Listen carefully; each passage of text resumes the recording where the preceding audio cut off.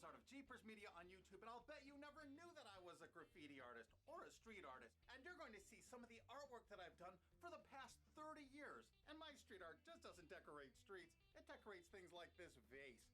And I call a lot of these things reversos because there's secret artwork on the other side. I didn't just use ordinary spray paints, well some of it is, but I custom mixed and matched a lot of my paints to have special effects. I included gold dust and diamond dust, real gold leaf. I mean, I went crazy. I used all types of special effects, metal flake and custom metallics. I still don't see how people mistake these for something else. I mean, really. Even though I'm really well known for my Stop Sopa video, I do a lot of failed toy reviews. For years, I illustrated children's books and designed toys with lots of popular characters. Not these, because these aren't the characters. That's not the Roadrunner. It's obviously a duck-billed dog-a-kiss. I mean, really. Who could mistake that for the Roadrunner? It's a dog all the way down to its paws. And there's my signature, Mozart Reverso. Do you know what happens to artwork after the artist dies? You should go for the old fat ones, because they're gonna go first. Now, a lot of people might mistake this for being Dexter, sitting in a big pot of boiling brew. But it's actually not. This is just a little tiny detail from the other side. It's so obvious when you actually look at these as a small part of a much bigger whole. Stunning details, incredible colors. Oh, it has Bluetooth. And this one includes the words 3D vision because this is color shifting paint. Depending on the angle you stand, it turns different colors. And this character is called the Lab Rat.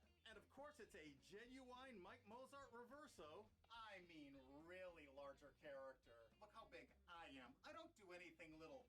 Everything's enormous. What I'm hoping to do is find a gallery, maybe in New York City. That would be ideal since I live right outside New York City, that wants to show this controversial show. Of course, it'd have to be a gallery that was clever enough to show that these paintings are on both sides. And both sides are necessary because it shows I'm not infringing anybody's copyright. Well, a lot of people might mistake this for Jack Skellington, but they'd be wrong. This isn't Jack Skellington. It's a detail of a much bigger picture. That's on the other side, the Reverso. But now look at what this painting actually is. This is the big copyright jackass. I mean, really. Who would mistake that for Jack Skellington now? And I'm not the unknown artist. Search Mike Mozart in quotations on Google. There's a million hits for me, or my company, JeepersMedia. And my next Mike Mozart Reverso is one of the orneriest, craziest, shooting up characters in the whole world. It's not actually Yosemite Sam. How could anyone mistake You Duck You Miss for Yosemite Sam? And what do we have here? No, it's not Waldo, or Wally, depending on where in the world you are. But a lot of people make that mistake. I can't understand why. But if you look at the other side, it's obviously the Santosaurus. I mean, what else could that be? This is obviously not Marvin the Martian, and I use lots of found real objects that would have been found outside on those original brick walls. I still can't see how people mistake these for something else. I mean, really. That's actually a gigantic butterfly. Of course.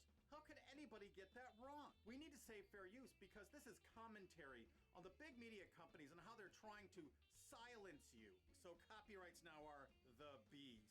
And on the Reverso part, I use paint markers, sometimes I use spray paint, but the boards are always prepped with crazy backgrounds before I start. Do you think I should just do my YouTube videos and do these paintings and just retire? This is a continuation of the street art that I was doing in the 1970s and 80s. I was doing it before it was popular. I created a lot of these samples way back then. And what happened is the galleries at the time said, no one's gonna buy graffiti art. You can see it in the streets for free. And then Keith Haring came out and made street art very popular. But by then I was illustrating children's books and designing toys, and I had a family, and I didn't have the time anymore to put into my artwork, but now I do. And now I have a reason, just to show the hypocrisy of these people. All of this artwork is fair use, absolutely. All of my works of art are two-sided commentaries on the hypocrisy and ridiculous copyright laws we have now that are being manipulated by big media companies that'll claim they own the tiniest shred of media. And one of my favorite street artists and good friends is Alec Monopoly. He's a brilliant artist of the Monopoly guy, and he uses him in lots of very critical commentary and social ways.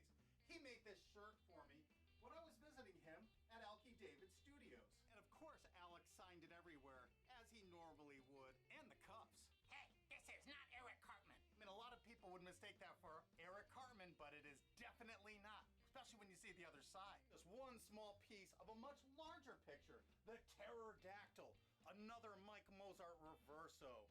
That's obviously a dinosauric creature. Now this isn't what you think it is. This is not Raphael. No way. This is just another little detail of a much bigger picture. Obviously a big swamp alligator. There is no way you could confuse that with Raphael. Cowabunga, dudes! This is obviously not SpongeBob and Patrick. Why would people make that mistake? The other side shows they're completely different characters and creatures altogether. It's a big pink sea anemone and some weird undersea fish being attacked by an even bigger fish. And Mike Mozart's reversos aren't just graffiti art on wallboard, they're also incredible vases. They're also, this is not Scooby-Doo. If you saw the other side, you would see it's not. This is another Mike Mozart free to re-upload anywhere on the internet you wish video, or you can click this remix button under the screen and you can re-upload it to your channel and the views will count on your channel. How can you beat that? Help me spread the word. Mike Mozart reversos are also on a lot of antique clocks. I especially like the original George Nelson clocks for Herman Miller. I turn them all into reversos. This is one of my next projects. And this beautiful vintage Danish modern clock by Humanoff Design is going to become another Mike Mozart reverso. I hope you enjoyed all this artwork. You're welcome to share this video anywhere on the internet or hit that remix button under the screen and share this with your friends on your own channel. I also made a lot of pictures. I made over 120 of these. Most I've given away. I still have at least 27. That's my homage to Keith Haring, which I was very proud of. I made that in 1990 and really loved it. And here's a little bit closer look at the Keith Haring picture. I used all kinds of, what at the time, revolutionary painting techniques. And I kept a little leather-bound book, and I kept track of all those techniques, and I'm going to bring them all back in a lot of new pictures. So please, share this video anywhere you can. If you know someone who owns a gallery, great. Send them a link to this. I really appreciate it. Thanks again.